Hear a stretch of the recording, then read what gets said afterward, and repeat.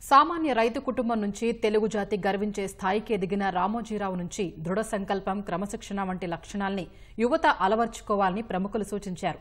జనచైతన్య వేదిక, Tagore memorial theatre ట్రస్టుల సంయుక్త ఆధ్వర్యంలో గుంటూరులోని శ్రీ వెంకటేశ్వర విజ్ఞాన మందిరంలో రామోజీరావు సంస్మరణ సభ నిర్వహించారు. సమాజ రుగ్మతలపై నిరంతరం పోరాడిన సామాజిక విప్లవకారుడిగా రామోజీరావును అభివర్ణించారు.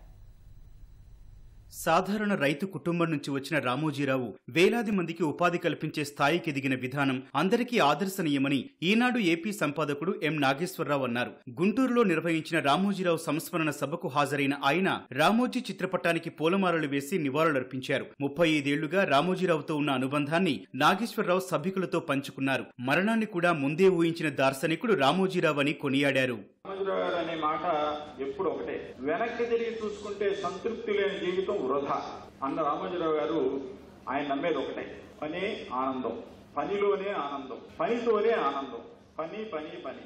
అందుకని ఆయన చివరిలో అన్నది ఏమిటంటే, పని చేస్తూ పనిలోనే నాకు విశ్రాంతి, పని చేస్తూనే చనిపోవాలి, పని చేస్తూనే రాలిపోవాలి. అబ్దుల్ కలాం అంటే నాకు అసూయ. ఎందుకంటే ఆయన ఇట్లా మాట్లాడుతూ ఒరిగి చనిపోయారు. పండిన పండు రాలిపోయినట్టుగా, పండిన ఆకు రాలిపోయినట్టుగా అట్లా పడిపోతే అంత ఆనందం లేదు. చివరికి ఆయన అట్లానే చనిపోయాడు. బిలాయ్ స్టీల్ ఫ్యాక్టరీలో ఉద్యోగం రాని వ్యక్తి 25,000 మందికి ఏకకాలంలో గత 62 సంవత్సరాలు ఇప్పుడు 25,000 మందికి ఉద్యోగాలు ప్రొవైడ్ చేస్తూనే ఉన్నారు. కాకుండా మరొక 25,000 మంది పరోక్షంగా రామోజీ గ్రూప్ మీద ఆధారపడి ఉన్నారు. అంతేకాదు, రామోజీ గ్రూప్ ద్వారా కొన్ని వందల మంది నటులు, సంగీత దర్శకులు, కళాకారులు, ఒక డాన్సర్లు, ఒక పారిశ్రామిక ఔత్సాహిక పారిశ్రామికవేత్తలు కూడా ఈ గ్రూప్ నుంచి తయారై వచ్చారు.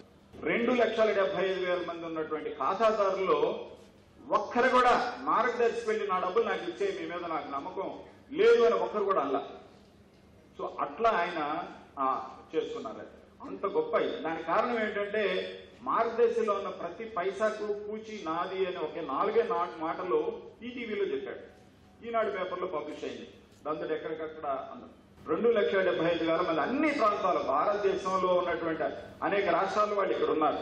ఆంధ్రప్రదేశ్, తెలంగాణ అంటే అప్పుడు ఉమ్మడి రాష్ట్రం, అట్లానే కర్ణాటక, తమిళనాడు, ఈ రాష్ట్రాలన్నింటిలో బ్రాంచెస్ ఉన్నాయి, బ్రాంచెస్. కానీ ఒక్కరు కూడా ఏంటి నా డబ్బులు నాకు ఇవ్వమని ఒక్కరు కూడా అడగల. ఈనాడు ఈటీవీ ద్వారా తెలుగు భాష ఉద్యమానికి రామోజీరావు ఎనలేని కృషి చేశారని అవనిగడ్డ ఎమ్మెల్యే మండలి బుద్ధప్రసాద్ గుర్తు చేసుకున్నారు. తెలుగు భాష పరిరక్షణ కోసం నిజంగా తెలుగునాట పాటుపడిన మహానుభావుడు ఎవరైనా ఉన్నారంటే అది ఒక్క రామోజీరావు గారే అని చెప్పి మాత్రం మనం గర్వంగా చెప్పుకోవచ్చు అని చెప్పి మాత్రం ఆయన ఒకటే చెప్పాడు. నేను కలిసినప్పుడు, నేను జీవించి ఉండగా తెలుగు మృత భాష కాకూడదు, నా మరణానంతరం కూడా తెలుగుని అమృత భాష చేయడానికి ఇవాళ ప్రజల్ని సంసిద్ధం చేయడంలో ఈనాడు ఎప్పుడు కూడా నిలబడి ఉంటది అని చెప్తే దానికోసం తెలుగుగానే ఒక పత్రికను కూడా ఆయన నెలకొల్పడం జరిగింది. కేవలం తెలుగు భాషోద్యమం కోసం. అదే లాభాపేక్షతో నడిపిన పత్రిక. ఇవాళ మనం అందరం కూడా ఆయన నివాళి అర్పించాలంటే 2 మార్గాలు. ఒకటి తెలుగు భాషను కాపాడుకోవటం, 2 ప్రజాస్వామ్యాన్ని కాపాడుకోవటం అని చెప్పి మాత్రం మనం చేస్తాం. రామోజీరావు నిరంతర శ్రమజీవి, స్వాప్నికుడని కాంగ్రెస్ సీనియర్ నేత తులసిరెడ్డి కొనియాడారు. ఒక్క మాటలో చెప్పాలంటే ఆయన ఒక వ్యక్తి కాదు, ఒక శక్తి, ఒక మహా వ్యవస్థ. ఆయన జీవితం ప్రతి ఒక్కరికి ఆదర్శం, అనుసరణీయం, మార్గదర్శకత్వం, స్ఫూర్తిదాయకం. ఆయన జీవిత చరిత్రను పాఠశాల విద్యలో, పాఠ్యాంశాలలో ప్రవేశపెట్టాల్సినటువంటి చరిత్ర అయింది. ఎందుకంటే ప్రతి విద్యార్థి, పాఠశాల విద్యార్థి మహోన్నతమైన భవిష్యత్తును, మహోన్నతమైన జీవితాన్ని, విజయాలను ఆశిస్తూ ఉంటాడు. అటువంటి ఆ టెండర్ ఏజ్ లో ఆ విద్యార్థుల్లో ఈ యొక్క విజయ రహస్యం రామోజీరావు గారి జీవితం వచ్చేసి ఒక స్ఫూర్తిదాయకంగా, ఒక క్యాటలిస్ట్ గా, ఒక ఉత్ప్రేరకంగా పనిచేస్తుంది. కాబట్టి పాఠశాల విద్యలో రామోజీరావు గారి జీవిత చరిత్రను ఒక పాఠ్యాంశంగా చేరిస్తే బాగుంటుంది. రాజకీయ ఒత్తిళ్లు, ప్రలోభాలకు లొంగక నమ్మిన సిద్ధాంతాలకు కట్టుబడి చివరి క్షణం వరకు నిజాయితీ, నిబద్ధతతో ఈనాడును ప్రజల పక్షాన నిలిపి ప్రజాస్వామ్యాన్ని కాపాడిన అక్షర యోధుడు రామోజీరావు అని ఎంపీ లావు శ్రీకృష్ణదేవరాయలు అన్నారు. రామోజీరావు గారు స్థాపించిన ప్రతి సంస్థ కూడా సమాజానికి రేపేమీ అవసరం అనేది ఆలోచించి ఈ రోజు స్థాపించి ఆయన ముందుకు వెళ్ళడం జరిగింది.